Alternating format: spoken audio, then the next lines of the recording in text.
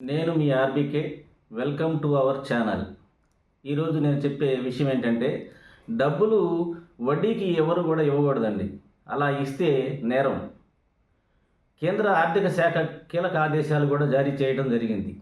డబ్బులు ఎవరు కూడా వడ్డీకి ఇవ్వకూడదు. ఏదన్నా మానవతా దృక్పథం ఉంటే ఎదుటివాడికి సహాయం చేయాలి కానీ వడ్డీలకి డబ్బులు ఇచ్చి పేదవాడి కడుపు కొట్టడం, లేకపోతే పేదలను మోసం చేయటం, లేకపోతే పక్కవాడిని మోసం చేసి వడ్డీల మీద వడ్డీలు వసూలు చేయటం అనేది చాలా నేరం. కాబట్టి అందుకనే కేంద్ర ఆర్థిక శాఖ కీలక ఆదేశాలు జారీ చేయడం జరిగింది.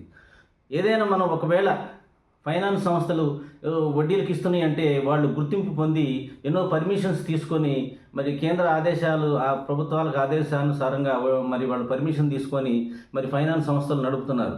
అలాంటి వారు ఇస్తే మరి చెల్లుతుంది కానీ ఎలాంటి పర్మిషన్స్ లేకుండా వడ్డీలకు తిప్పేవారు మరి అలాంటి వారు డబ్బులు ఇచ్చినా సరే నేరమేనమాట. వ్యక్తిగతంగా కూడా ఎవరు అప్పులు ఇవ్వకూడదు. అలా ఇచ్చినట్లయితే ఇచ్చిన వాడికి కూడా శిక్ష పడుతుంది. రాబోయే రోజుల్లో ప్రామిసరీ నోట్లు మరి కనుమరుగయ్యే ప్రమాదం ఉందన్నమాట. మనం సహజంగా చూస్తున్నాం. ప్రామిసరీ నోట్లతో చాలామంది వడ్డీలకు ఇస్తుంటారు.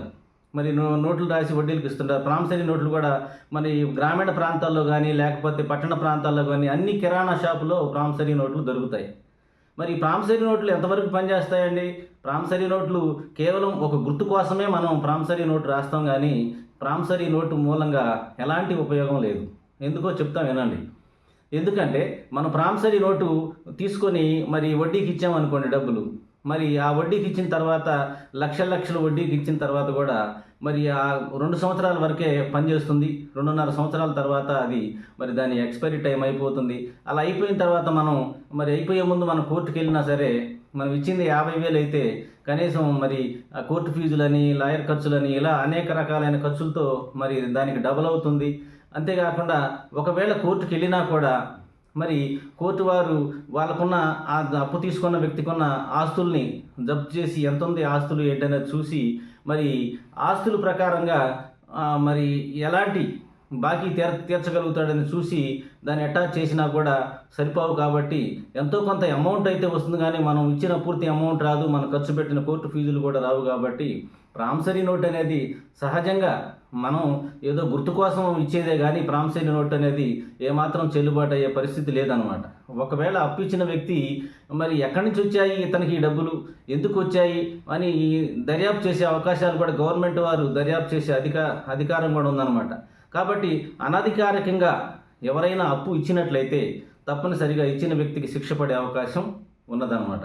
అందుకనే గవర్నమెంట్ వారు ఆ డబ్బులు ఎక్కడి నుంచి వచ్చాయని ఐటీ కానీ ఈడీ శాఖ వారు కానీ చివరికి సిబిఐ కూడా రంగంలో దిగే అవకాశం ఉన్నదన్నమాట. ఈ మధ్య కాలంలో ప్రామిసరీ నోట్ల విషయంపై చాలా చర్చ జరుగుతోంది. ఇవన్నీ కూడా అన్ని షాపుల్లో కూడా అన్ని కిరాణా షాపుల్లో కూడా ప్రామిసరీ నోట్లు దొరికే పరిస్థితి ఉంది. కాబట్టి ప్రామిసరీ నోట్లు అనేది పేరుకే కానీ ఏమాత్రం కూడా అవి వాల్యుబుల్ కాదండి. కాబట్టి అందరూ కూడా అప్పు ఇచ్చేవారు గమనించాలి. అప్పు ఇవ్వటం అంటూ జరిగితే సహాయం చేయడానికి ఇవ్వాలి తప్పితే ఏమాత్రం వడ్డీలు తీసుకోను, లేకపోతే వడ్డీల మీద వడ్డీలు కట్టి మరి చక్రవడ్డీ బారు వడ్డీలు కట్టి ఇచ్చే ప్రయత్నాలు చేస్తే కనుక తప్పనిసరిగా ఇచ్చిన వ్యక్తికి శిక్ష పడే అవకాశం ఉంది. కాబట్టి ప్రతి ఒక్కరు కూడా ఈ విషయాన్ని గమనించి ప్రామిసరీ నోట్లు ఇచ్చారని చెప్పి ఏదో ధైర్యంగా ఉండి ఇది ఎదటి వాళ్ళని మోసం చేద్దామనే ఆలోచనతో ఎట్టి పరిస్థితుల్లో ఉండొద్దండి. అలాగే ఆర్బీఐ దగ్గర ఎవరైతే రిజిస్ట్రేషన్ చేసుకున్న పెద్ద పెద్ద సంస్థలు మాత్రమే అప్పు ఇవ్వాలి తప్పితే మరి మిగతా వాళ్ళు ఎవరు కూడా ఇవ్వడానికి లేదు. కాబట్టి అనాథరైజ్డ్గా ఎవరైనా ఇలాంటి మరి వడ్డీ వ్యాపారాలు చేసేవాళ్ళు ఎవరైనా ఉంటే తక్షణమే మానుకోవాలి. లేకపోతే ఎందుకంటే కేంద్ర ప్రభుత్వం ఆదేశాలు జారీ చేసి ఉన్నారు కాబట్టి మీరు ఎట్టి పరిస్థితుల్లో కూడా మరి వడ్డీలకు ఇచ్చే ప్రయత్నాన్ని మానుకొని రాబోయే రోజుల్లో మీకు ఏదైనా సహాయం చేయాలనుకుంటే ఇతరులకు సహాయం చేయండి. మరి అప్పు రూపంలో వచ్చి తీసుకోండి తప్పితే మరి నోట్లు రాయటమో లేకపోతే వడ్డీలకు ఇవ్వటమో మరి ఇలాంటి ప్రయత్నాలు మానుకోవాలి. కాబట్టి రాబోయే రోజుల్లో కేంద్ర ప్రభుత్వం దీని మీద ఆదేశాలు జారీ చేసి ఉన్నారు. కేంద్ర ఆర్థిక శాఖ మంత్రి గారు కూడా స్వయంగా చెప్పి ఉన్నారు. కాబట్టి మీరందరూ తప్పనిసరిగా మరి అప్పులు వడ్డీలకు ఇవ్వడం అనే దాన్ని మానుకోవాలని నేను తెలియజేస్తున్నాను. అలాగే మనకు ఒక సామెత ఉంది. గతంలో చూసుకున్నట్లయితే అప్పు తీసుకునేవాడు ఒక్కసారి మనల్ని అడుక్కుంటాడు, కానీ అప్పు ఇచ్చినవాడు మాత్రం కొన్ని వేల సార్లు మనల్ని అప్పు తీసుకున్న వాడిని అడిగే పరిస్థితి ఉందన్నమాట. కాబట్టి అది గమనించాలి.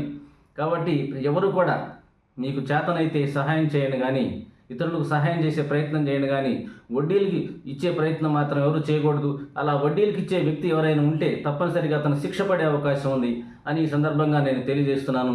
This is RBK signing off.